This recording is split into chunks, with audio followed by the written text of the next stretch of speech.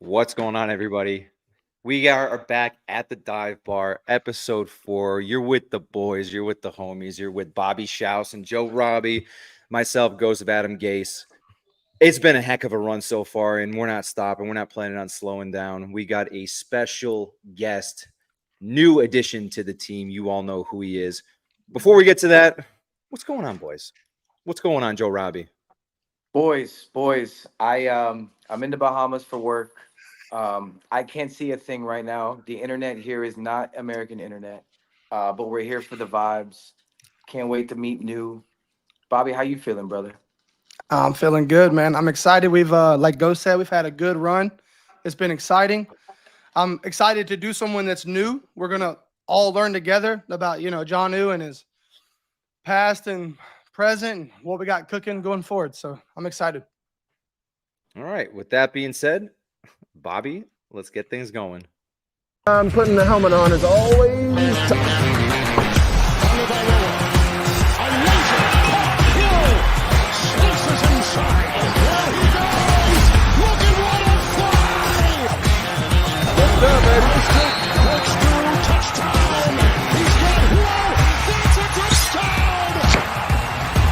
The opportunity is right now.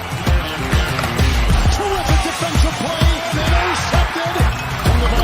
Off the back. On the move. Going deep. Speedways. He's got Hill. He's got Hill. The Dolphins have recaptured the lead.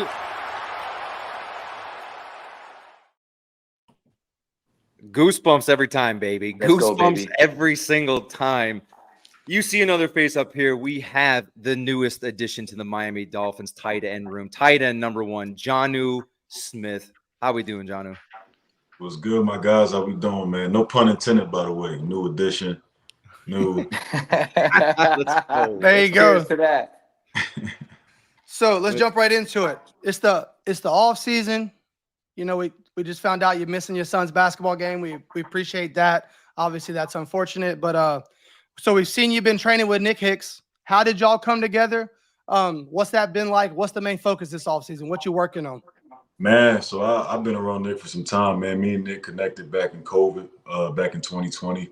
And, we was, finding ways to get work in. Connected with him immediately, good vibe, good chemistry, and a hell of a trainer.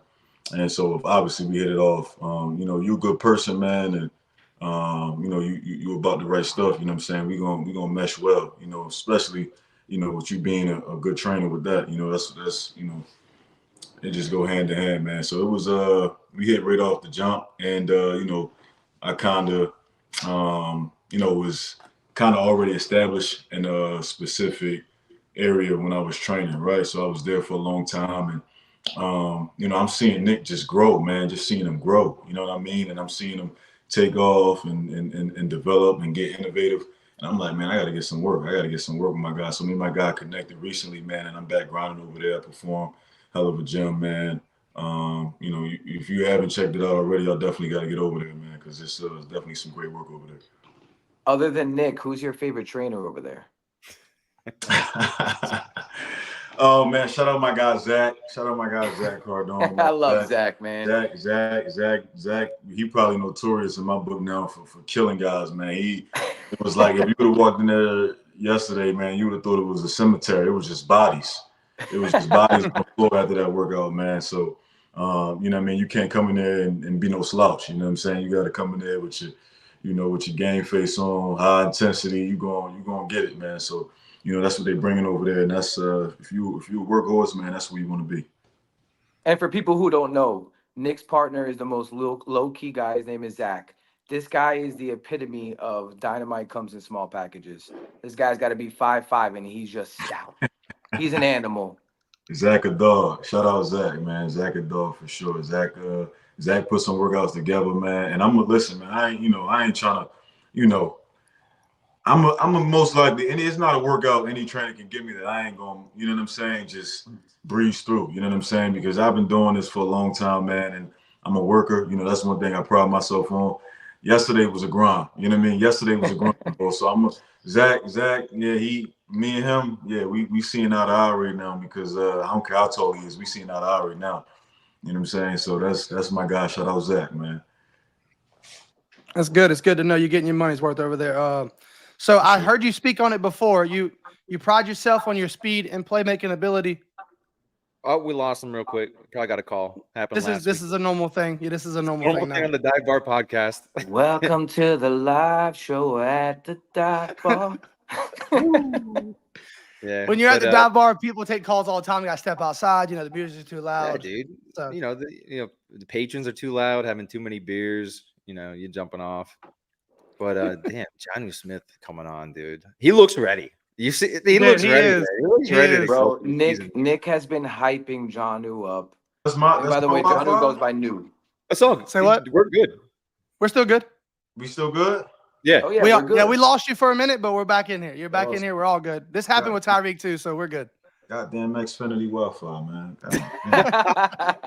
Paying all this money, man. You ain't get it. I think All right, Man. one thing we pride ourselves on though is we really are just like it's live, it's raw. People get phone calls. People can't see us in the Bahamas. It is what it is. We So. human. Like, we human, dog. Like, Yep. it is what it is, man. So I was saying, I seen one time you said that you pride yourself or you have prided yourself on your playmaking ability and speed because coming out of high school, you didn't have a lot of things maybe college coaches were looking for. Right. So you said, I'm going to make the one thing I know I got undeniable. So you just really honed in on being a playmaker. So like one, how does that help, like being you're not a traditional tight end, being a playmaker, and two, like how does that element of your game going to help this offense and how you're going to fit in with these guys being already, so many established playmakers around you and having room to work? right. I mean, obviously, man, y'all seen the 2023 Miami Dolphins, and you know how much speed and just explosive playmaking ability, it was on that side of the ball, man. So for me to come in and to be an extra element to that, the sky's the limit. So I feel like this was the perfect fit for me.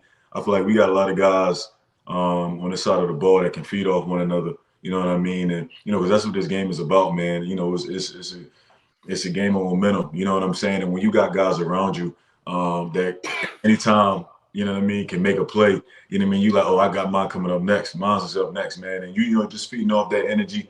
Man, it's a bunch of dogs, bunch of alphas on that side. That's what I want to be around. You know what I'm saying? So, I feel like this is a perfect fit for me.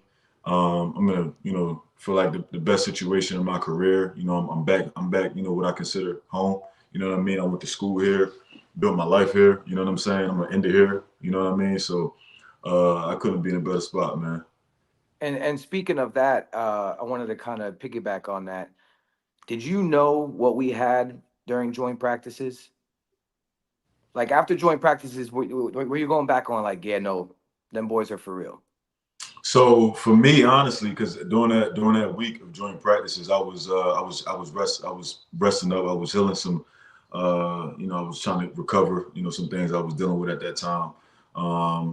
But really, for me, man, what was the eye opener was Hard Knocks. I'm gonna be honest. Now I didn't even get to watch it until after the season. I was so glued in, with dealing with the season on, focus on Atlanta at the time. I wasn't really tuned in anything else. So when I got home, I literally came home, whatever. I think it was, I don't know, whatever. Probably like the second week in January, man. So literally a couple days after the season, we had our exit meetings. I came home, I got on a plane, and I was sick, man. I had the flu, and I was late. I was like, man, I gotta find something to watch. So I was like, I ain't watched Hard Knocks yet, and everybody keep talking about it. So I'm like, man, let me binge watch Hard Knocks, and I threw it on, man. And I'm like, man, they got a nice little camaraderie over there going on down in Miami. You know what I'm saying? They got ballers all over the field. You know what I mean? I was seeing that. What was most impressive to me was the feedback that Mike McDaniel was getting. You know what I mean? And how the guys took to him. You know what I mean? You look at him, you like, man, this guy work at T-Mobile or something. You know what I mean?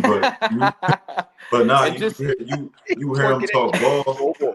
You hear him talk ball. That's crazy. I'm serious. You hear the man talk ball and your eyes open up. You know what I mean? So that's just another great example of a guy not letting stigmas define him. You know what I mean? So shout out to Mike for sure. He hell of a coach, man. Glad to be a part of his team. And like I was just seeing how all of the guys, man, was rallying around one another. How the locker room was. It was a great locker room. and just a hell of a team, man. I was like, man, that'd be interesting. At that time, my contract situation was my contract situation was, I knew what was going on with my deal. I had 1 year left, and we had a coaching change coming in, so I was kind of looking like, man, this could be a solid option if something was to happen. You know what I mean? And it came to fruition, man. So happy to be a Dolphin, man. Now, with all that said, Janu, we're going to go into playmaking and stats. And you might be aware of this, you might not be, but I'm going to pull out a stat for you. And shout out, everybody knows Jason Sarney, Jason_Sarney on Dolphins Twitter. Give him a follow if you don't know him. But Jason brought up a stat for us, and it's very, very impressive. Since 2017, you and one other tight end in the league have something in common. You and George Kittle are the only tight ends from 2017 to last season to average over 7 yards after the catch. And that's per reception. What does that mean for a guy like you, who's posted that since 2017? It's only two people. It's you and George Kittle. Right. What does that mean for you in McDaniel's offense? I feel like that's what I've kind of built my name on in this league, man, is my run after catch ability. Me being able to separate myself from other tight ends in this league has been in that category. You know what I mean? And that's what this game is about. Being able to make plays with the ball in your hands. You know what I mean? Growing up, it's funny, man, because I always watched, a lot of traditionally tight ends back in the day, you big 6'5", 6'6", 260 pounds, and they was, sure-handed and, savvy route runners, and, but they would catch the ball and go down. And I'm just like, it was kind of like, you know what I mean? Like, don't get me wrong. Like, I definitely appreciate the skill behind it and all, man. But I'm like, you gotta be, you could add another element to your game. You know what I'm saying? And that, so that's when I start seeing guys, and then you got guys like Vernon Davis coming to the league, man, and, just taking off. But, to go back into what you were saying, for me, this offense is built around getting guys that can make plays with the ball in their hands. You know what I mean? And like I said, man, it's a perfect fit. We got the perfect quarterback for that. I've been in offenses similar to this one, right? But this was the first time that I really got with a coach that was, like this guy was like a speed demon. Like he just, you know what I mean? He just loves the speed, man. So addicted to it, man. So, getting around him and him seeing like, I want as much speed as possible on the field. You know what I mean? And when you hear him say that, and then you watching the film and you see why he wants that, you like, oh, okay, this makes perfect sense. You know what I mean? This makes perfect sense. And I've been around some great coaches, man, and it's probably my biased opinion, you know what I mean? But I've been around some great coaches that, I've learned a lot from, Arthur Smith, Bill Belichick, Mike Vrabel, you know what I mean? I've been around a ton of guys that had a lot of knowledge about the game. Mike's approach is just a little different, you know what I mean? And, man, I feel like this fits me. Arthur Smith, big human, by the way. Yep. Big man, human. that's one of the best human beings you'll ever meet. If you knew his story, because anytime I got a chance to big my guy Art up, I'm gonna do it. You know what I mean? If you guys know anything about Arthur Smith, man, I don't know how much you know about him, but this is one of the best human beings you'll meet. You know what I mean? Because simply for the fact that he doesn't have to do this, and he's probably the hardest worker I've ever met. You know what I mean? First one in, last one to leave, like just that hard hat mentality, blue collar mentality. You know what I mean? And honestly, he doesn't have to do it. You know what I mean? So I can't say if all of us was in that situation here on this phone right now, how we treated. You know what I mean? We'd be like, yo, man, I'm probably kicking back, sipping pina coladas, out somewhere in the Bahamas. Where you at? You know what I'm saying? Yeah, like Joe. Exactly. You know what I'm saying? But nah, man, that ain't him. And you when you got a guy like that, you just got so much more respect for him, man. So shout out to Art, man. Much dope, man. Success to him in Pittsburgh doing his thing, and wish him the best. That's my guy forever. The only thing I know is I heard the part of the story about Arthur Smith. You was talking about him when you got signed with the Falcons. and I thought it was cool. I think he was still your offensive coordinator, but he picked you up for practice, and he had an old beat up truck, and he was like, "I need to get a new car. Sorry, brother." Joint was broke down, man. It was broke down getting to this old beat up like Tahoe or Chevy Tahoe, man. And, I'm not thinking nothing of it. I'm just, appreciating the ride to the hotel.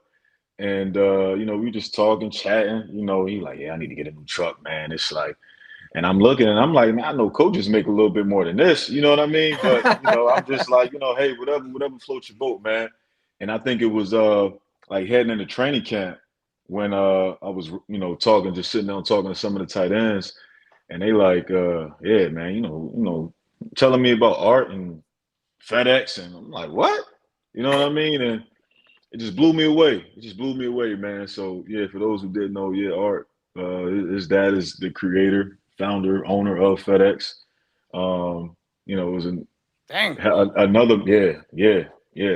FedEx. Yeah, FedEx. Yeah, no, And the cool part is I actually got to meet Janu last camp, and I got to meet him when he was with Arthur Smith, and he had no idea who I was, but the dude's just so humble. yeah, He was super yeah, chill, like yeah. talking like one of the boys. He's just one of us. Yeah, bro. he He's one of the boy. guys. He one of the man. He's One one of of the guys, us. man. He one of the guys for sure, man. He solid individual. He gonna wear his his vest, his cap. He ain't gonna do too much. You know what I'm saying? Every now and again, he might throw a pair of J's on.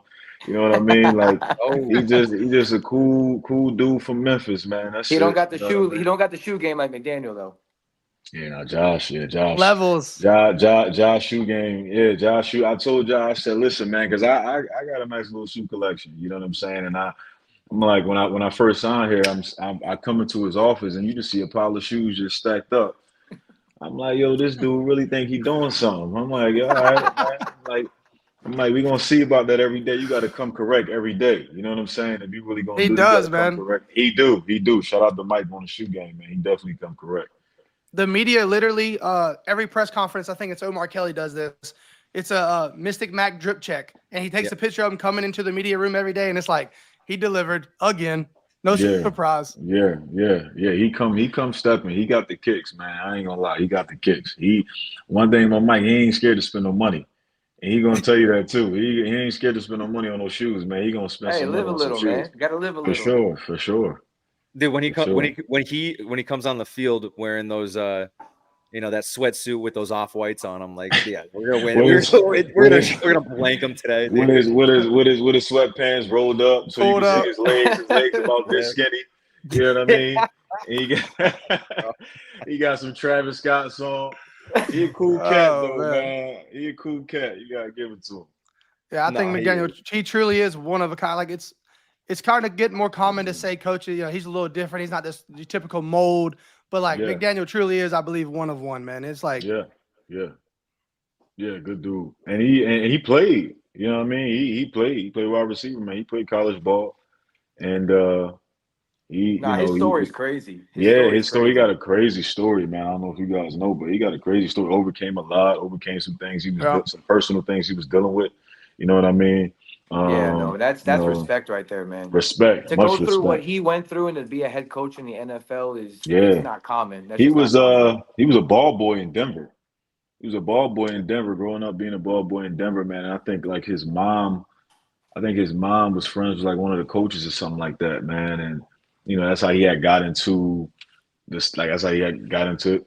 So it was like you said, man. He got a hell of a story. It was humble beginnings for sure. Yeah, and if you know anybody on the inside, that's what we're trying to get that for Ghost. Ghost actually wants to be the ball boy this year, so. Yeah,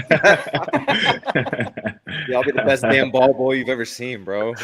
Are you kidding me? Are you kidding me? I got that ref. I got like a 50-yard ref toss, dude. Man, them ball boys be getting yelled at more than the players. I don't know if you want that. Them ball boys be getting chewed out, man. The ball boys be getting chewed out. 7-on-7 period. Them balls ain't on point. Poor ball boys, dude, getting flack like that. But John, we're talking about the hardest working people and Arthur Smith and Mike McDaniel. I don't know if you knew. Again, shout out Jason Sarney, but you are the hardest working tight end in the NFL when it comes down to point of catch. You averaged 3.9 yards at point of catch, which bodes perfectly well for Miami's offense. Tua was getting the ball out in 2.1 seconds. And George Kittle, like I mentioned before, he's you and him are the only two tight ends in the league that average over 7 yards of yak per reception. But his is 6.3, yours is 3.9. So statistically, you are literally the hardest working tight end in the NFL. You have the most yards per catch at only 3.9 yards. I'm gonna take that to the table when it's time to renegotiate my contract. So we gonna, hey man, clip this. I'm gonna take We'll, that. we'll get you the extra push, man. But No doubt. talking McDaniel, and he's just a genuine guy. And we've had, you're the fourth player that we've had on here, and we've all heard great things, and we've all heard the same thing: is that he's himself. Always and forever. He's always going to be himself. Right. And coming into Miami, his first 2 years, Miami is like right on the cusp. Like we got to the wild card 2 times. Both times, we had some injuries. The team had some key injuries going into each playoff game. But he came in, he made some incredible changes to the offense, the number 1 offense in the NFL last year, which is no easy feat whatsoever. But later in that season, they fell short in the wild card. From what you've seen in mini camp and being at the facility, bringing in playmakers like yourself, you count as an absolute playmaker coming into this offense, because we haven't had a tight end like you and your abilities and your skill set. I'm gonna go back to like Randy McMichael, dude, and that's a throwback. But like yourself, Odell, and having drafted some offensive talent in the Washington boys, do you think this team's ready to take that leap and make a deep playoff run? I mean, we have that offense now, we have that talent. Yeah, most definitely. I mean, obviously, you got nothing but you look at us on paper, and you got nothing but high expectations. You got nothing but great thoughts running through your head. But that's the thing about it being a sheet of paper. You know what I mean? It's only a sheet of paper. In about a week and a half or so, we got to really start putting them pieces together, because that's when it matters. Been around, going into my 8th year now. You know what I'm saying? So I've been on teams that had runs. Been on some teams that looked like we was going on a run, and momentum died down. You know what I mean? And it's a lot more, man, than having good players on the team. As you all know, you guys know football, man. It's a lot more than just having good players on the team, right? It's about being selfless, just doing what you're supposed to do, doing your job, being a hell of a teammate. You know what I mean? And making plays when the team needs you. You know what I mean? And staying healthy. That's another important thing. And that was honestly one of the things that hurt us last year. Obviously I wasn't here, but speaking in the past tense, man, that was one of the things that definitely hurt the Dolphins last year was some key injuries late. So we, all of those things, bottled up together, and we on the right side of it, man. Like I said earlier, the sky's the limit. I think I know everybody in that locker room, man, and from players on down to equipment managers, ball boys, we all know where we want to go. We all know where we should go. We all know where we should be, and that's what we're working to. So having a collective mindset just on that one goal, that's a start. That's a start, man. We all on the same page. We know where we want to go. We know what we want to do. Now we just got to put it together starting in a week and a half. So honestly, man, it's the work is already started. We got guys working now. Like I said, man, you had some body bags, that was and performed yesterday. You know what I mean? And I was in there. I wasn't a body bag. He ain't body bagged me, but you know what I mean? I'm working. You know what I mean? And we all are. We all are. Whether we working in Florida, whether we working in Texas, whether we working in California, we working. You know what I mean? So this part of the process, you start to a long journey. So we know what's ahead for us. Speaking of locker room, you've been in a couple of different locker rooms, right? After 7 seasons in the league with New England, Atlanta, Tennessee, now Miami. Right. I kind of want to just dive deep into that a little bit.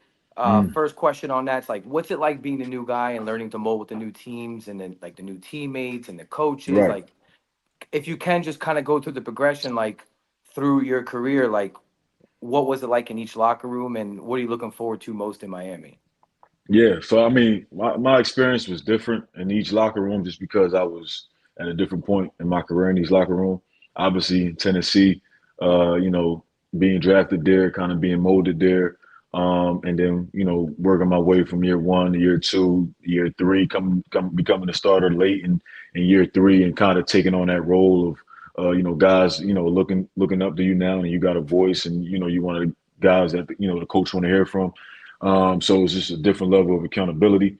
And then going to New England and, being, one of the, well, not one of, but at that time, the highest paid tight end and guaranteed money in NFL history. You know what I mean? So a lot that comes with that. Going to New England and being year 7, going in Atlanta in year 7, and now being being the oldest guy in the room. You know what I mean? At that time, we had a young room, man. Well, my bad. We actually had my boy Prue, Michael Prue. Shout out Prue. He was actually the oldest guy in the room, but me and him. Yeah, me and my guy Prue, man, we was the oldest guys in the room. So obviously each phase of my career had different requirements, different things that I had to be I had to hone into. And you got to be relatable, man. It's maybe you got 50 to 60 guys on NFL roster, including practice squad and all of that. You know what I mean? So Yeah. Everybody is from different parts of the country. You know what I'm saying? Now with this international thing, the world. You know what I mean? So being relatable, man. Being relatable, because I think that's the most important key in life. When you're in any business function. You know what I mean? Yeah, Being and just able to being a sponge as well. but Just like being a soaking up different information from different people, and most definitely. you never know what you can learn. Most definitely, 100%, man. And that's what you start having conversations with a guy from the West Coast, and guys from the South, and guys from the North, and it's just different walks of life, man. I think that's what's so unique about this game, man. I like when it comes to team sports, football to me is not being biased, but it's the most I think it's the most precious thing, man, because you got 50 or so men coming together for one common goal that's from all different parts of the world, and they, we all trying to get one thing. You know what I mean? It's not like basketball when you got 10, 12 guys. You know what I mean? It's a little easier to mesh, and you know what I mean? It's not too, you got 50 guys that got to get along on a daily basis, man. So it's a little bit different. You know what I mean? So I learned a lot throughout my career. Like you said, man, being a sponge, soaking up knowledge, soaking up wisdom. I came in my rookie year, I had Delaney Walker. You know what I mean? That was the guy who I looked up to. Dog. You know what I mean? Dog. Shout Yeah. out Delaney. Yeah, dog. You know what I mean? Been doing it for a long time. I think when I came into the league, Delaney Walker was in his 12th year. I think he was in his 12th, going into his 12th year. I think he was going in the year 12 or 11, man. So, just sitting and watching him do it for 2.5, 3 years, the transition for me was a little bit smoother. You know what I mean? So, and now I'm the guy that, a young guy comes in and, now, I got to make sure they make their transition easy. So if you ain't helping the guy that's coming up after you, man, what you doing? You know what I mean? So, Yeah, so speaking of new guys, you have Durham Smythe, you got Jody and Ricci. Have you been able to meet all three of them? Have you guys been working together? Like what should we expect, like from a standpoint of a tight end group? Or is this one of the strongest tight end groups you've ever been in? I'll say this, man. It's diverse as far as versatility. Like, athletically, man, we got guys, you look at, just starting with Jody, Jody, new guy coming in. Jody's 6'5", 6'6", large hands, can run, you know what I mean, can jump, big body frame. You got, Tanner Connor, you got, you know what I mean? I forgot who's Tanner this too, guy, yeah. this guy was a track star in college. You Yeah. know He's what a I mean? 4-3 guy. This He's a this 4-3 guy. this is like the first time I've been in a tight end room, and I'm like, hold on, man, you ain't fast. Like, I'm like, hold on, is he a little bit faster than me, man? Like, Tanner flying. I knew man, that was just like Odell coming in. That was just like Odell coming in going, damn, I'm the slow guy now? Like, yeah, what? like yo, what? Gotta get back on the track. I've always from high school to college, I've always been the fastest guy in the room. You know what I mean? I've always been the fastest guy in my position room. So Tanner moving, man. So you got Julian Hill, who stick his face in there, man, and just a dog in the trenches. You Bro, know he what had I a mean? great year last year, man. That dude's a dog Bro, too. love him. You know what I mean? And then you got my shout out Durham, man, Durham Smythe, man, who, a polished vet, you know what I mean? Is smart and savvy and, do it all. And I want to say, man, Durham caught about, I want to say he caught about close to 40 balls last year, man. I want It to say was he caught real about, low key too. Yeah, yeah, he low key with it. He low key with it. real Bro, quiet. Like, that guy does so much for this offense. And you know yeah, what's crazy man. is since he's been on the team, every single time Durham Smythe has touched the ball, something good has happened. Oh, Like yeah. I swear to God, every single time that man has touched the Yeah, football, no doubt. something good has happened. Whether it's like he's leaking in the flat for a 15-yard gain, like it doesn't matter. Yeah. Anytime he's touched the ball, something good has happened. Crazy. Right, man. So yeah, I mean, is and then you, like you said, you got the, man, we got, guys that could do a lot of different things, man, and bring versatility to the game. So looking forward to getting out and grinding with my guys, man, in about a week and a half. And depth, man. We got depth. Mm-hmm. Mm-hmm. That's so important in this league. Well, We seen it last year. you need Depth it. is You probably need the it. most important part. Depth is, man, because this game is 100%. You're going to get injured. You know what I mean? You're going to get injured. You know what I mean? So you got to have guys that fill in. You know what I mean? And hopefully those, God willing, those injuries are short lived. You know what I mean? But whether it be a scratch on a knee or a paper cut, you know what I mean? Something's going to happen. You know what I mean? But like you said, man, that depth that we add, the late ads, I'm impressed with the late ads. Like Greer just cooking, going to get Calais. You know what I mean? Calais, baby. I was about to say. I was with Calais last year. Shout out Calais, that's my guy, man. Calais is like if you say, okay, like what does the NFL vet look like? You know what I mean? What does he sound like? Like that's the model, the key model for NFL vet. You know what I mean? Like great dude, man. Like a lot of wisdom.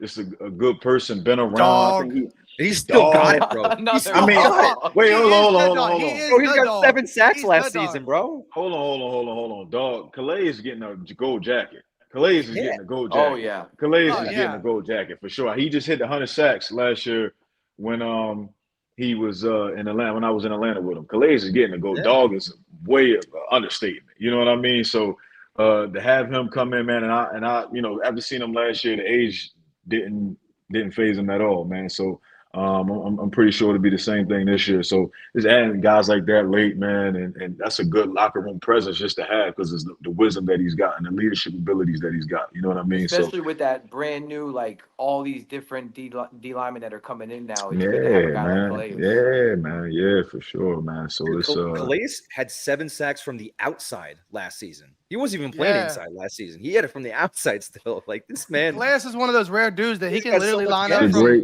from the 1 to the 5. That was a great pickup, man. That was a great pickup, man. It was a great pickup. Little inside. I had lunch right before my guy Calais signed. I had lunch with him at Shadow Wagyu. I don't know if you ever heard of that spot. And and Coral Gables, man. That's one of my favorite joints now. But we had lunch there, and I don't know if it was the food that made him do it or it was my talking that made him do it. But he signed. He signed right after. Take credit. Yeah, he signed shortly after that, man. So shout out Calais. So for people that don't know much about you, you're a Philly guy. Shout out to the Northwest Raiders. Hey, Come on. Hey, I did my research. Come on, man. I got you, No man. doubt. That's amazing. But most people don't know about your upbringing. I thought it was awesome to hear you talk about your mom and all the things she went through and what she did for you and what she provided y'all to see growing up. What y'all like seeing a strong woman show up every day for all the kids. I'd like you to touch on that if you don't mind. Absolutely, man. I guess I start from the beginning. Growing up in Philly, 1 of 6, the youngest of 6. My father passed when I was 4 years old. He was a tow truck driver, man, and his death was actually publicized because it was all in the media and everything because the mayor at the time had issued a cleanup on the streets. A lot of abandoned cars on the streets. So the mayors had, issued an incentive for, all of the drivers and, all the tow truck drivers to get as many cars up off the streets of Philly as they can. I don't know if you guys ever been to Philly. And I love my city. Shout out to Philly, man. Hey, But hold on, New. You're what's gonna up? love this. You're gonna What's love up? this. What's Not up? only do I love Philly, I went to Philly for Meat Mill's Coming Home concert, bro.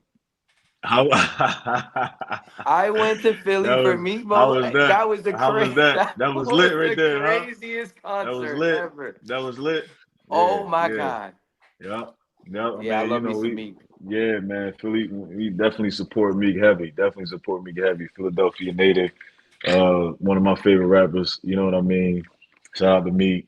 Definitely. I already know that energy was crazy. But Philly passionate about like Philly just passionate. That's a passionate city. Everything. Everything. Passionate city. Like passionate city, man. Like, that you don't want to get into an argument with somebody from Philly about anything sports related. Anybody that made it out of there Cheesesteaks. that's yeah, none of that. None of that. You don't want to do that, man. Definitely like we could talk about cheesesteaks later. I got something for y'all. But but just going back to growing up, man. My father, he passed away. It was his death was publicized because of the mayor had issued a cleanup, and my dad was trying to load all of these cars on the bed. He's trying to feed his family, man. He got 6 kids at home, wife. You know what I mean? My father was a hell of a man, man. And just trying to feed his family in the city of Philadelphia. It ain't just like Liberty City, Overtown. You know what I mean? Or Compton, California. You know what I mean? It's all the same. You know what I mean? It's all the same. No Yeah. matter, just different locations. So he was trying to load a lot of cars up on the bed, and kind of got tangled up, man. And one of the cars, didn't hold up, and my dad had a tragic accident, man. So it was publicized. You know what I mean? So that was a defining moment in my life, right? It was a defining moment in my life, and we got a lot of support from the city, the mayor, and all of that, man. But left my mom by herself to raise 6 kids, and I ain't see nobody do it like her, bro. You know what I mean? I ain't see nobody do it like Mom Dukes, man. Shout out my wife, because she the only one that's gonna be able to touch her. You know what I mean? But growing up, for sure, I ain't never see nobody do it like Mom Dukes. You know what I mean? Never complained, never cried. I never seen my mom feel. I never even seen her look stressed or look like the burden was heavy. You know what I mean? But it was heavy growing up. Now I'm seeing it, be 30 years old next year, and I look back and I'm like, all the things that she really did to provide for us, man, and all 6 of us, and the things that she fought through. And because when you were a kid, man, and you see your parent, your father or your mother stressing, that puts some weight on you. You can see that. But for her to say, I can't let my baby see me like this, man, and I Yeah. had a wonderful childhood, man. Growing up in the inner city, it was rough. You know what I mean? It was the trenches. You know what I mean? But Yeah. my mom, man, she she made sure I had a smile on my face. Whatever it was, whether it was getting me some shoes that was with her last. You know what I mean? As long as I was happy, had a smile on my face. You know what I mean? You may have to make some sacrifices at the time. You may see the lights cut off one night, and you're like, oh. But you got some J's on your feet, you know what I mean? So you know what I mean? But just things like that, sacrifices like that to see your kids happy, man. But the strongest woman I know, man. And obviously, growing up in Philly was rough. And it got to a point when I was becoming an adolescent, and my mom was like, you starting to become a young man. You probably gonna try to get into some things and I wasn't a bad kid, man. I just it was the neighbor, the energy I was around, or the people I Yeah. was around, all of my boys, you know what I mean. So it was definitely you know it was if you would look at statistically, it was written for me to go down that path, you know what I mean. But my mom was like, I'm not having that for you. So she sent me away to live with my aunt and uncle in Ocala, Florida. You know what I mean? I don't know if you guys ever heard of that small town. It's right 30 minutes from Gainesville, about an hour north of Orlando. And it became my home. And that's where my aunt and uncle raised me, took me in as their own. And that's where I, really started my new life, man. It was the best decision my mom could have made by sending me there to live with my aunt and my uncle. Everybody used to call, like when I do, talk about this story, people always, referred to me as the Fresh Prince of, Ocala. You know what I'm saying? Because like Will Smith from Philly, and he moved with his aunt and uncle. But that was my journey, man. From a baby to to my teenage years, and got one scholarship offer coming out of high school. Man, I was undersized. You know what I mean? So, the biggest ability I had was my run after catch. You know what I mean? And my athleticism, and I was a smaller tight end.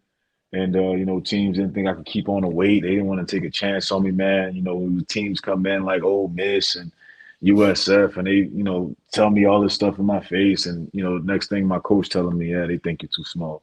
So that always played in the back of my head. You know what I mean? And I knew I was a baller. You know what I mean? I knew I was a dog, and I knew nobody was going to outwork me. So FIU was the only school to take a chance on me. Shout out Merrill Cristobal. He at now.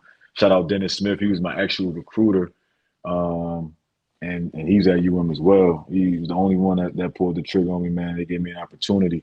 And it's funny because I had so after I got my offer and everything, I was excited, man, ecstatic. I didn't have any other offers, so obviously I committed. So they came to my aunt's house for a home visit, and my aunt cooked a big dinner. And Cristobal was like, "Yeah, I just signed a 4-year extension with FIU, and I'm gonna be here for to walk your nephew downstage when he graduates." And literally a week later, he got fired. Oh man! literally a week Come later, on, he man. got fired. He got fired a week later. You can't make that up. Yeah, he got fired a week later. And I was shook up because at the time, remember, that was my only offer. He was the only one that took a shot on me. And then, my high school coach was telling me, who I'm real tight with, man. He was telling me, he was like, look, man, this is just how this works. The new coach that gets hired now, he doesn't have to keep you. So if he like you, he'll keep you. But, if he don't feel like you a fit, it's going to be tough. And that was the only offer I had at the time, man. So I'm going into my senior year, and I'm sweating bullets. And this was my senior year. I'm sorry, I'm sweating bullets, man. And now Ron Turner comes in, and I get a call from Ron Turner, and he was like, "Man, I love your film. We'll keep you." And that's kind of when my journey started, man. And I'm here now.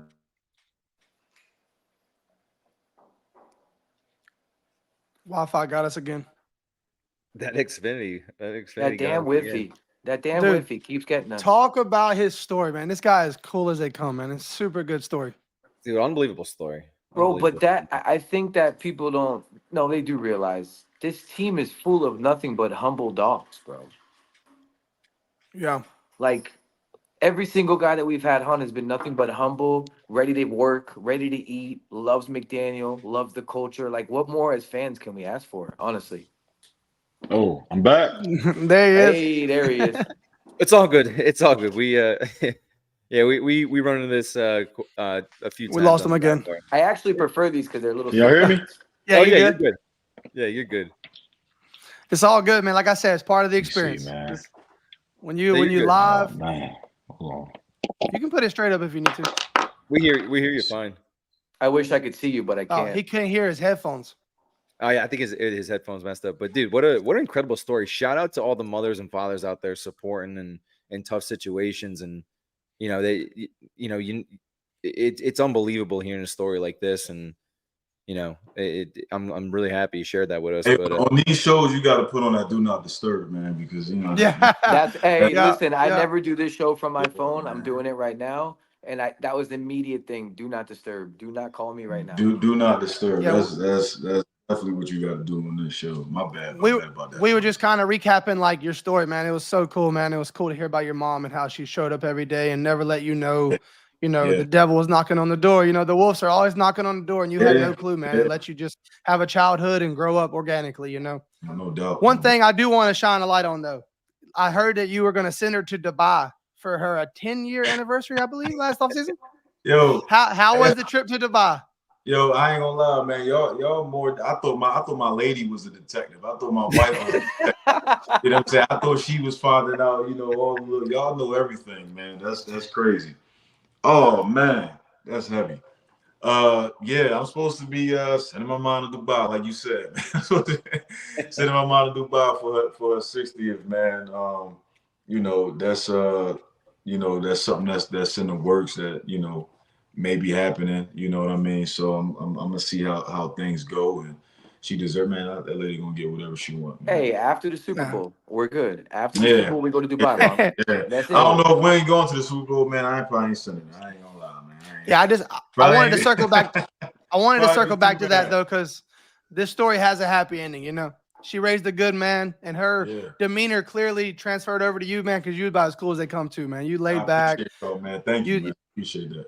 So that's cool. So as a Philly guy, it seems like after Philly, something just kept bringing you back south. What is it about the South, or particularly Florida, FIU, and now Miami, that keeps drawing you in? Listen, I love my city. I ain't never leaving Florida. You hear me? I ain't never leaving Yes, Florida. sir. That's what we want to hear. I'm never leaving Florida, man. It's I mean, why would you want to leave? No state tax. You know Hello. what I mean? Like, I met my wife down here, so obviously There it is. that go without being said. There's the They got, truth. the best looking woman in the world, you know what I mean? So that's what my wife is, you know what I mean? So I ain't going, you know what I mean? I'm here, man. So it's for a young kid growing up, you know what I mean, and you leaving Philly and come to Florida, you like, yo, this is paradise. You know what I mean? You like, this is paradise. So this is where I built my family at. You know what I mean? But that's the reason. Right. Oh, I'm sorry, I didn't mean to cut you off. Nah, you good. You good. That's his thing. Yeah, no, that's kind of my bad trait. So I forgot what I was gonna say, but that's the issue with fans down here, is that we have so many people from so many different regions. Like during the games, these people all from Buffalo, New England. Everybody loves to live in Florida. It's hard down here. They just mad that that's why them fans be hating so much, because they want to be down here. You ever went to Buffalo? Exactly. Oh my gosh, man.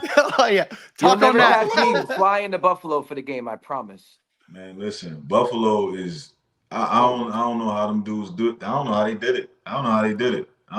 it, man. Going from anywhere in the world, anywhere in the country, man, and going into Buffalo. It got to be the worst place you could be in the world. And the Buffalo wings ain't even good. So that's like they ain't even good. Oh boy, It's getting flipped. Oh boy, The wings ain't even good. Yeah, I'm at Buffalo. I'm at them. Yeah, I ain't. Yeah, I'm we. Don't throwing worry. all type of shots at Buffalo. Yes, so sir. hey, it's good because we're fed up with Buffalo too, brother. Yeah, so come December, be ready to do something about it. Yeah, most definitely. We're gonna handle up. But yeah, man, we this the greatest state in the country, man. It's beautiful weather all year round. Like I said, what else you want, man? Cost of living getting up there though. Shit. I was gonna say it's a little expensive down here. It's getting up there. I think that's kind of everywhere, but I don't know if it's just me. But looking at, because my wife is in the real estate heavy, man. So, just looking at how stuff is rising, and you like, gosh, like, dang, man, it's like you gotta really be, to live a comfortable life in Florida, a nice life in Florida, man. You gotta really be earning. You gotta be hustling. Play for the Dolphins. You might have to have. You better be. That's why I'm in the Bahamas, bro. I got to pay for that house. I'm in the Mhm. Bahamas to pay for the house. Yeah, for sure, man. Actually, I'm gonna pivot to some fantasy questions real quick. So from the outside looking in, one of the funniest things last season was fantasy owners were like real heated at you because you kept outperforming Kyle Pitts as title one. Like, what was that like? Did you guys ever discuss that? Like, that ever brought up? That had to be brought That's up, crazy. and that was definitely Arthur Smith. I'm gonna say this, man. I'm gonna keep it real with y'all, man. So it's a funny thing. So I understand fantasy football to people who do not play in the NFL is everything. I get, like, fantasy football is like they're at work and somebody don't get them 5 points or 10 points or 20, whatever, and they having a conniption. You know what I mean? Like, I get it, right? What people don't understand is I don't think people realize how much we don't care. I love that. I think people realize how much we don't care. Why? Because we are trying to feed our families. You trying to win this? You trying to win a league that win $500? You know what I mean, man? So it's like it's like we are trying. Like, if I'm a receiver, I'm trying to go out and I want 10 catches for 150 yards and 2 touchdowns. You know what I mean? Of course I want that. And if you so happen to draft me on fantasy, you had a good day too. You know what I mean? Yeah. If I'm a quarterback and I throw for 400 passing yards and 5 touchdowns, yeah, I had a good day. You know what I mean? The reality of it is we it's so much work that go in behind that, behind those stats, right? Behind that game plan. You know, there's so much work that go into it from the coaches as well, so much work that go into it, right? And you know, it sometimes don't go our way. And then you got some guys that go under these dudes' pages and be commenting like, man, you suck and all of that, man. It's like It's the worst, bro. it's like, man, literally the worst. like, bro. dog, you trying to win $500, dog. I'm trying. This is my legacy. You know what I mean? Like, you trying to win $500. This is my legacy, man. So, but that's something that you gotta that when you become, I guess, older, you gotta just block out, man. Because at some point, you know, obviously you realize it means nothing. You know what I mean? Fantasy play has no effect on you as a player, as a person. You got to go out there and do what you got to do for your, you know, because you know why. You know what I mean? This is what you're paid to do. You know what I mean? And there's a reason why they call it fantasy. It's not Yeah, real life. It's not real life. It's a fantasy. It's a fantasy.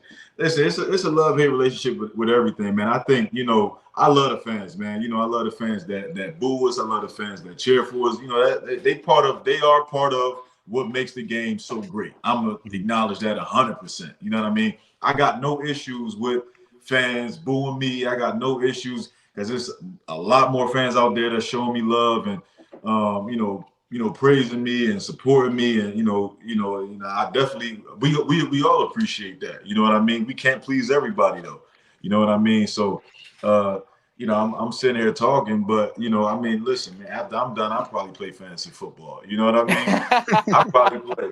You know what I mean? I It's used a cool to thing play do. fantasy when I was younger. Nowadays, I don't do the fantasy stuff. I just do like the DraftKings weekly little lineup. Yeah. I may play around with it. I don't have time to be doing all the of course. homework and. I think it's, man, listen, I think it's great for the sport in a sense that, you know, you got something to look forward to. It attract more viewers. It's a prize.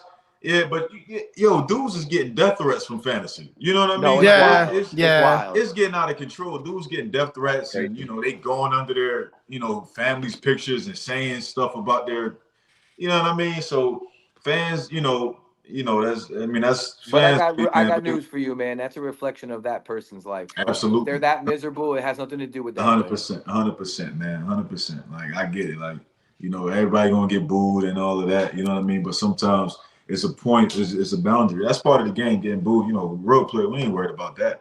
But it's just a point where, you know, all right, everything, you got to have boundaries with everything in life. You know what I'm saying? So that's all. Hey, Ghost, I think you had something. Yeah, bringing up fantasy, Jonnu, you know, coming towards the end here, I want to bring a couple plays to your attention. Two different plays. All right, I'm going to bring up a couple plays here. We got Eric in the background. I'm going to bring something up for you. You know, any commentary is fine. Like, we hope to see something like this. Obviously, coming in this Daniel offense. I really wish I could see this. Shout out, crew.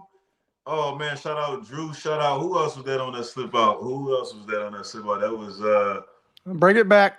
Caleb. Oh, the fall. Yeah.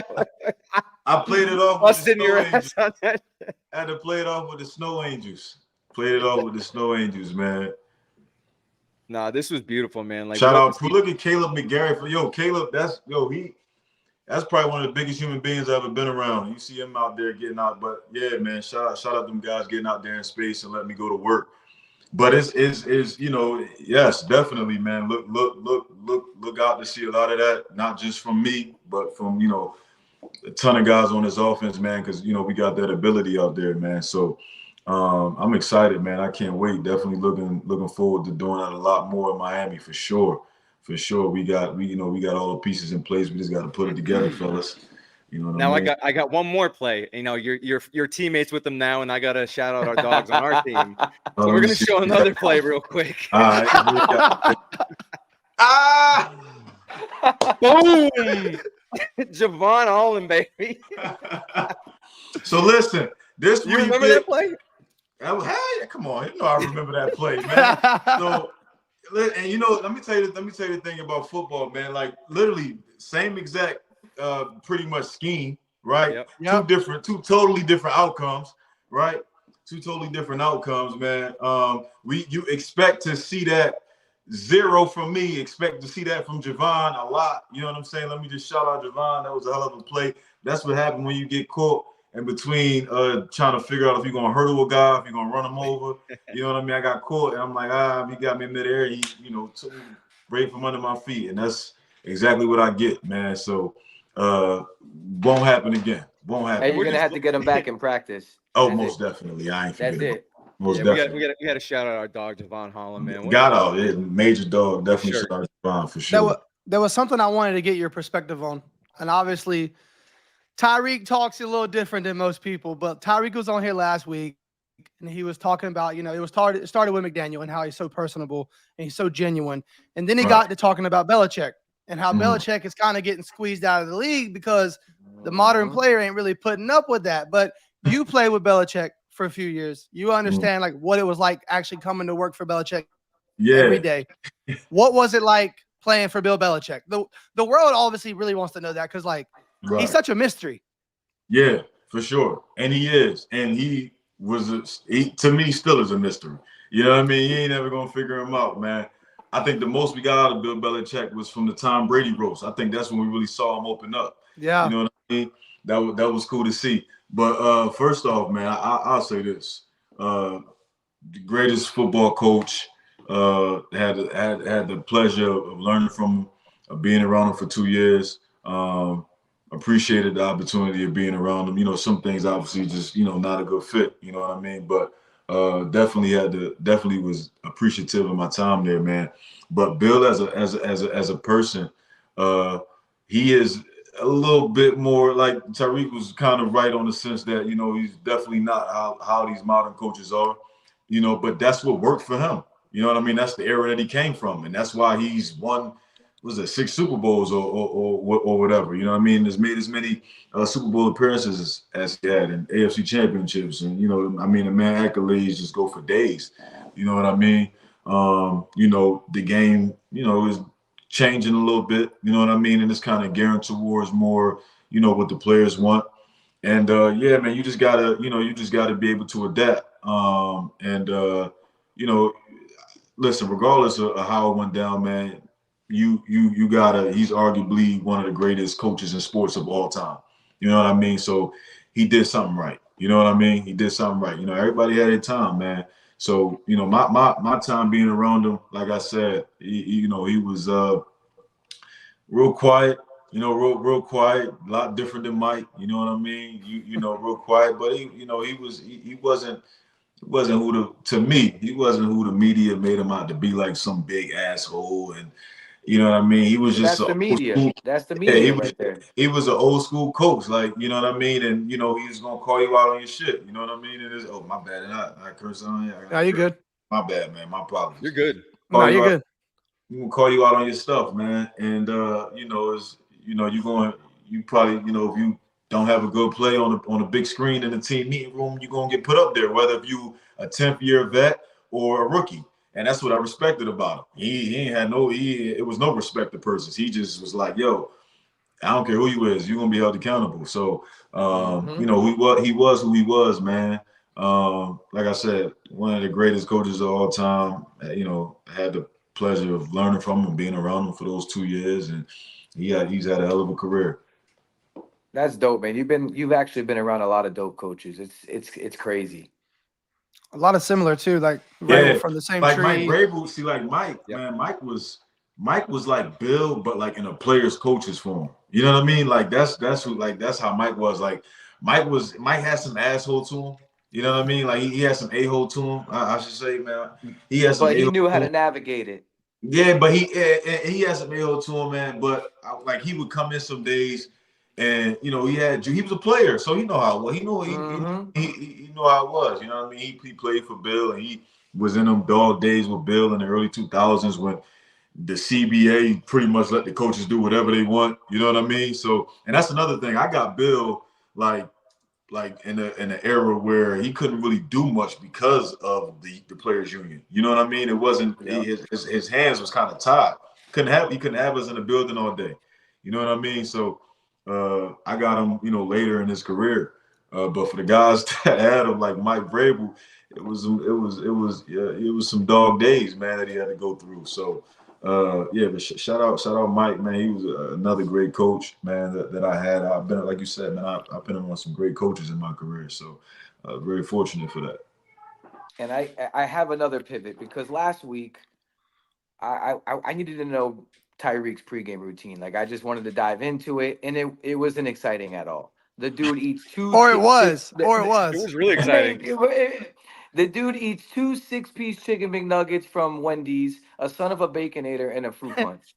Is that an anomaly? Does everybody do that?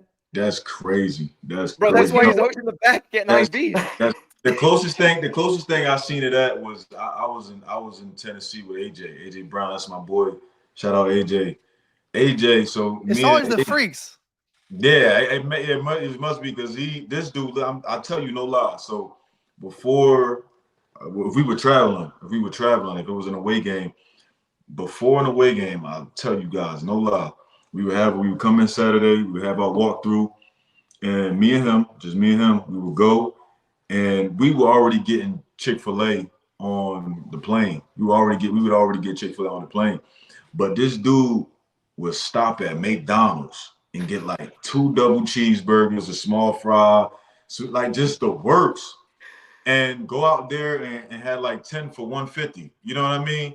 Like, you know what I mean, dog? And I'm just like, yo, I'm witnessing it. Like I'm witnessing it with my own eyes. You know what I mean? And I'm just like, yo, I don't know how he do it. You know what I mean? I ain't eat McDonald's in I don't know how long. You know what I mean? Like when my kids want to stop at McDonald's, it's like they so scared to ask me because they know I'm so anti-McDonald's. You know what I mean? So, you know what I mean? It's like, I'd rather, so it's I try to stay away from all that garbage, man. But I mean, What's your routine? Like what do you like? What's your meal? Like what? Like is there anything specific? Do you have any superstitions? Yeah, is there something like you can't go without? So I tell you, so Saturday night, I eat like a bear.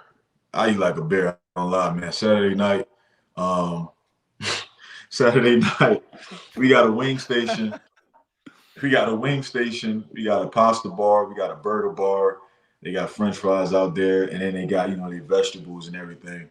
So I go and I either get usually it's pesto pasta. I got a big full platter tray about this big of pesto pasta. I got about 10 hot wings on the side. I got a bowl. Blue cheese or ranch, real quick. Blue cheese or ranch.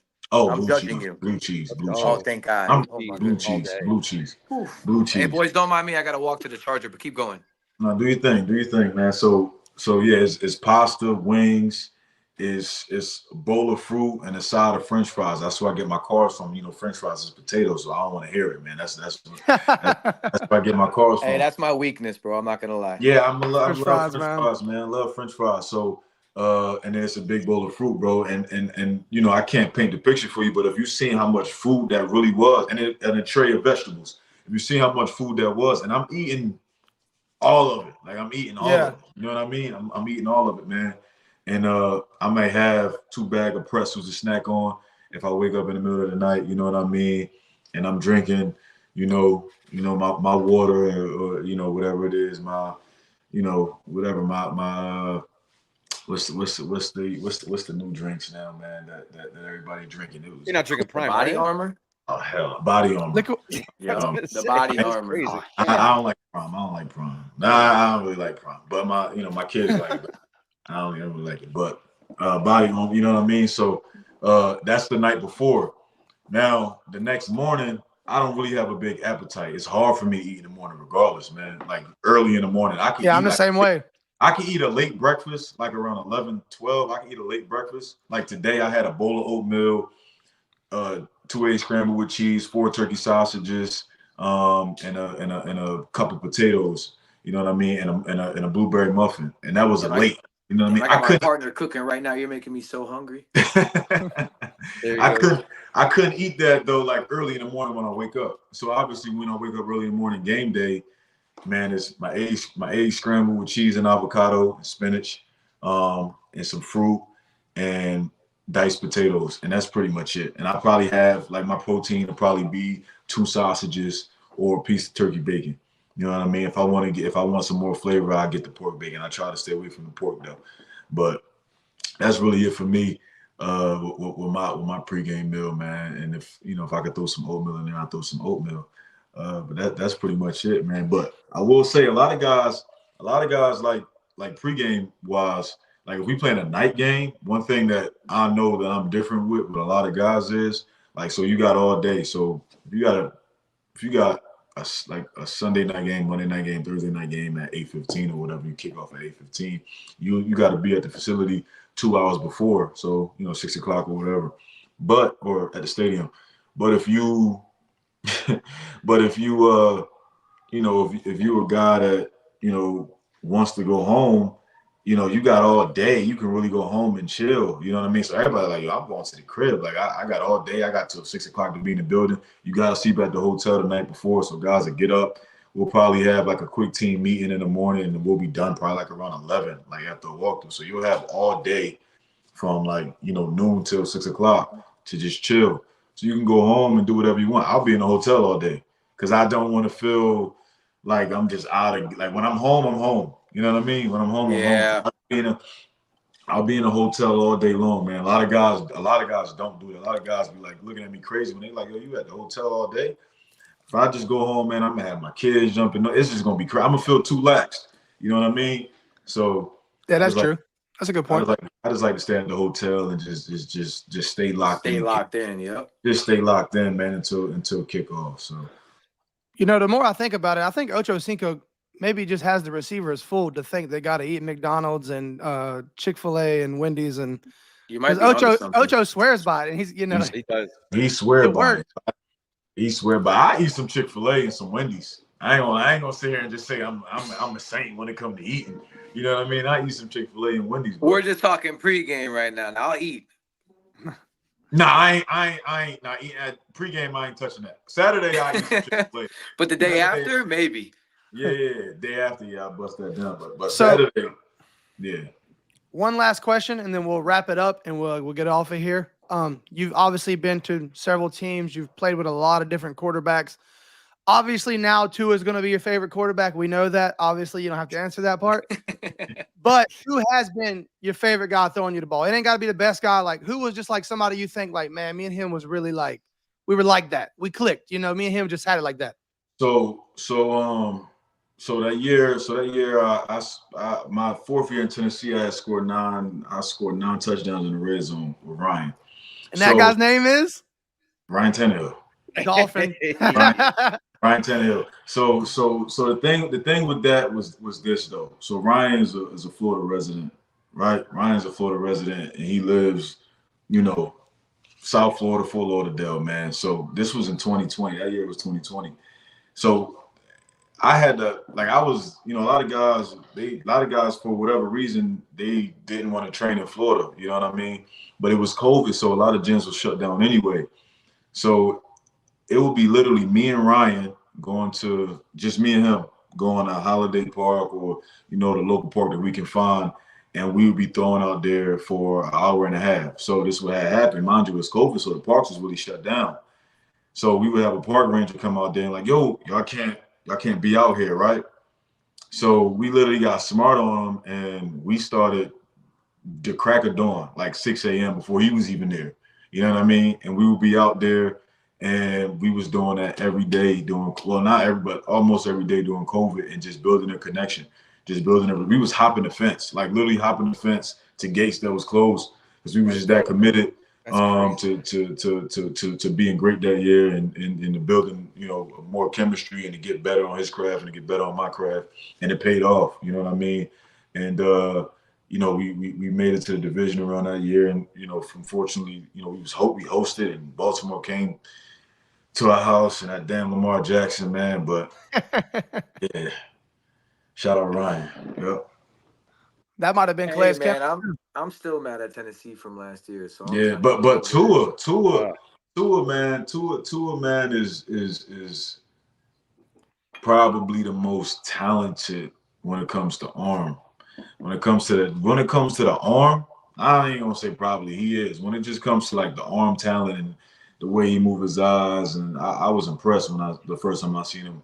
The first time working with him and throwing with him, arm talent.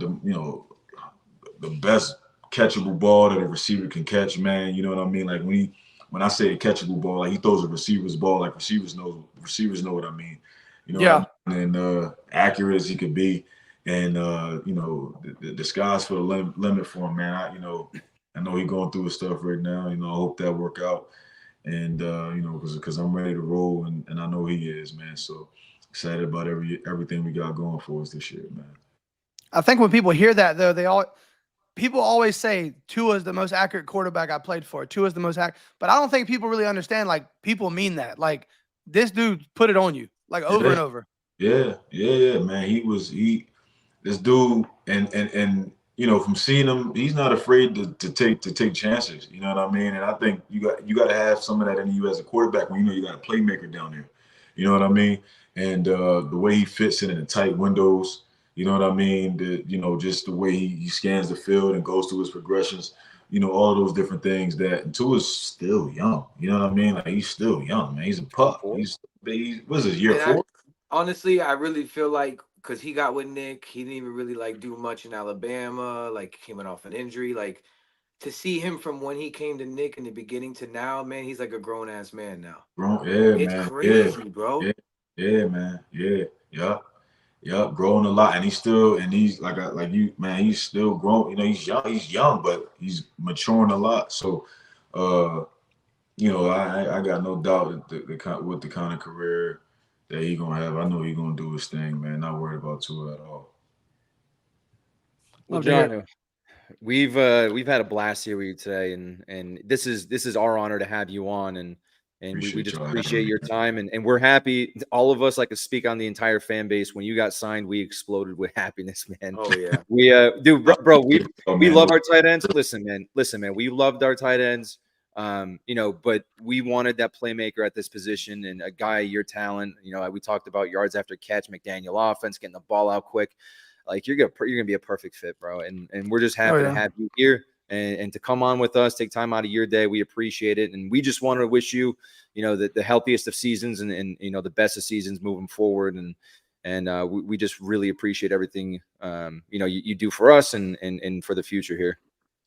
And welcome home, brother. Having me, man. That was. I appreciate that, man. That was dope, man. It's everything, man. Y'all was as real as they come. Every single one of y'all, man. This was fun, man. Maybe we could do it again sometime. So Heck yeah, that's Absolutely. it. You're part of the Nybar family now, brother. Hey, hold on, real quick. Did your son win the game? I'm about to go find out right now.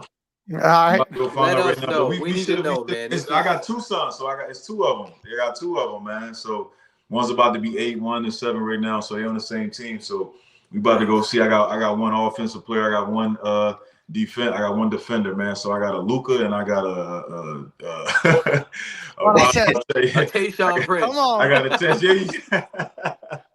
All right, John. We'll get you off here, man. We'll get you going here. But we're happy to have you here, and we love to hear the human side of players. You know, this isn't a media interview. You're not talking about a certain play, anything like that. We love to hear the human side, and we appreciate everything you shared today. You know, we love to hear that, and we want to learn about you. You're a new player, and you're part of the family now. No doubt, man. Appreciate y'all, man. Much love. Yeah, appreciate you, brother. Yes, sir. Yes, sir. Thanks so much. We'll see you on here soon. All right, my guys. All right, brother. Have a good night, man. Thanks for coming on.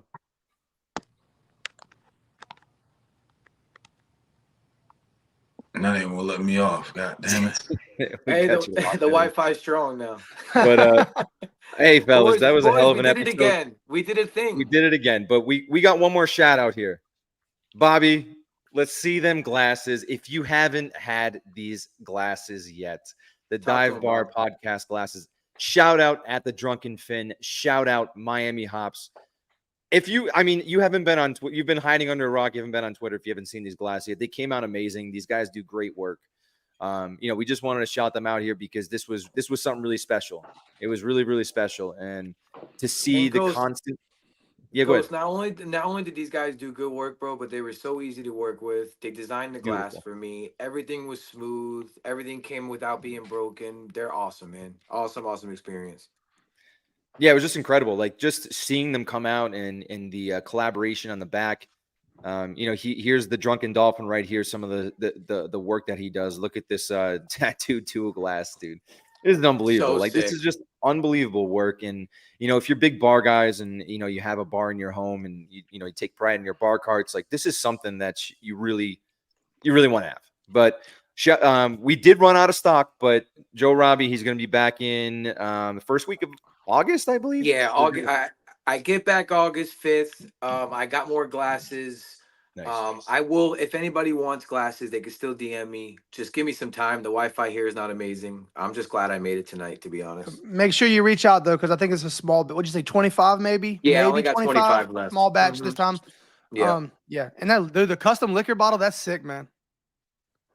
heck yeah. Well, boys, I mean, it doesn't get better than this. It really doesn't. We're coming. We all had long days today. You're in the Bahamas. Bobby, what did you get off work at 6 o'clock? I moved. I was moving, wiped the sweat off my moving, forehead and opened up the chat. Yeah. Dude, I'm soaked in sweat moving furniture for 12 hours in 100-degree weather. And man, it's just great to do this with you boys. And I appreciate you guys. I appreciate everybody in the comments keeping it going. We just really wanted to, to show off what we got here. But yeah, shout out Miami Hops. You see them on the screen now. These guys are incredibly easy to work with. Shout out these guys. It's the support that we've had, not to get sentimental and make this run on, but it's been humbling as hell. Like we started this project, had no idea like what we were doing. We're like, hey, we're not even going to do weekly because we can't. All of our schedules line up. Like I got 12-hour shifts. Joe Robbie's in Bahamas. Bobby's in the Gulf of Mexico. Like how, if you saw the background of before each podcast, you'd be like, these guys have absolutely no idea what they're doing. I'm running around. Dude, I'm trying to find a t-shirt to wear for the show. I literally have my charger connected to a radio in my hotel room right now because my phone almost died during the show. Talking to Jonnu fucking Smith. Like, what am I doing right now? Yeah, it's unbelievable. That's the dive bar though. Yes, shout out dive bar. Shout out to the boys. Let's wrap it up here. Thanks everybody for showing up. This was one of the smoothest shows we've had, and I'm really proud of this one. I think we're most proud of this one. We saw a real human side of a new player, and this is incredible. Yeah, it was awesome to hear a story. Real quick before we leave, we definitely have a show next week with a special guest. We might have 2 shows next week or one real early the week after that. We got to figure it out because training camp's coming up, and we don't know if somebody wants to come on the night before they report to training camp. So that's the kind of things we're dealing with. But we have two players locked in. We just got to figure out when. So be on the lookout for that. We'll definitely have a show next week, maybe 2. All right, boys. Let's wrap it up. Thank y'all. All right, boys. Holla.